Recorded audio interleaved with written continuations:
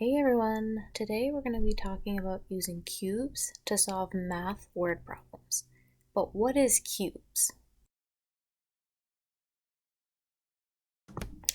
Cubes reminds us to circle the numbers, underline the question, box the math keywords, evaluate the problem, and solve and show your work. Let's try it out.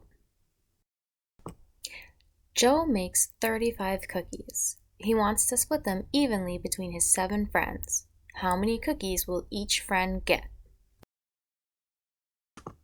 First, we want to circle the numbers.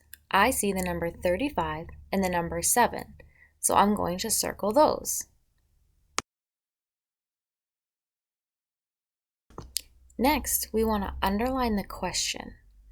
How many cookies will each friend get? See how it ends with a question mark? Next, we're going to box the math keywords. This one is tricky, but I'm going to box split them evenly because that tells me I'm going to make equal groups or divide.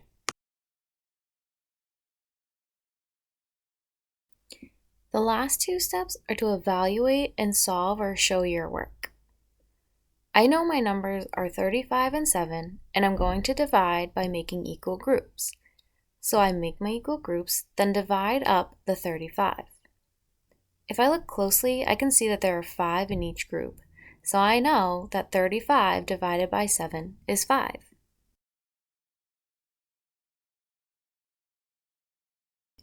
If we look back at the original problem, we can see that Joe will give each of his friends 5 cookies.